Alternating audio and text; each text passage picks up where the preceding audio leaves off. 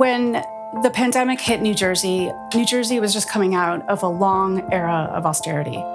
Under the Christie administration, there was massive tax cuts. We had very little resources to respond to the pandemic in a way that would help those who would need the most help. Imagine not being able to visit the doctor when you start to feel symptoms because you're scared that you will be faced with insurmountable medical bills, that you will be turned away because you don't have insurance, that you will be turned away because of something as simple as your immigration status. We may make policies as though the pandemic is over, but the case numbers suggest otherwise, and the economic indicators suggest otherwise. So we can't just stick our heads in the sand and pretend like there's no pandemic. There was massive inequality before the pandemic. I think the COVID-19 crisis highlighted a lot of the inequities, so I think many more people became aware of those inequities, and it also built upon and exacerbated those existing inequities. These are systematic things that we created through public policy and that we can, resolve through public policy.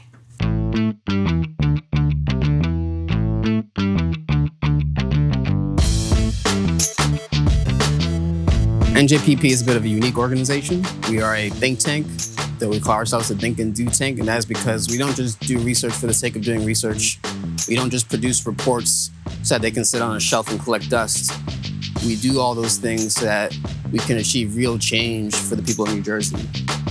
NJVP is a progressive think tank that moves forward progressive policy based on immigration, healthcare, economic opportunity, and tax policy that is more equitable and fair.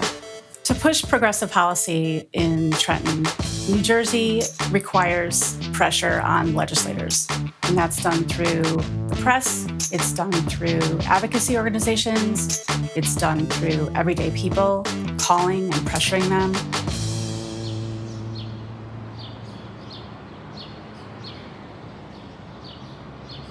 NJVP released a blueprint in 2017 that was filled with important progressive policies that would advance racial equity and economic justice for all of New Jersey.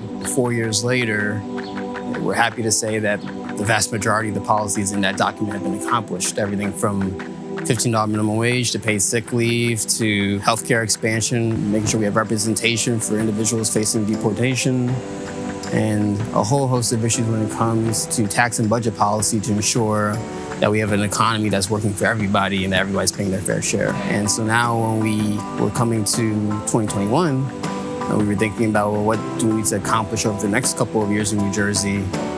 We decided this time to work more closely with our partners, and that required having conversations for a vast majority of a year with over 30 organizations that we work closely with on a daily basis to determine what are the biggest priorities that remain for the most vulnerable communities in the state of New Jersey.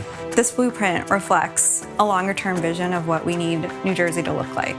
If we care about folks being able to support themselves, to be able to care for their families, to be able to get to where they need to go, to access the health services that they need, and more.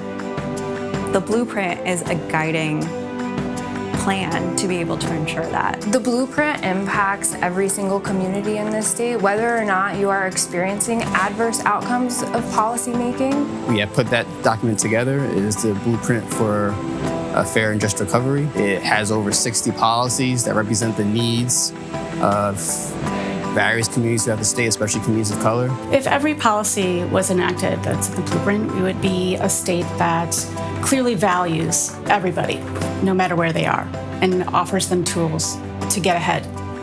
These are like massive investments in making sure that families can live a whole and productive life. This is our state. This is our house. This is our recovery. This is our blueprint to get there.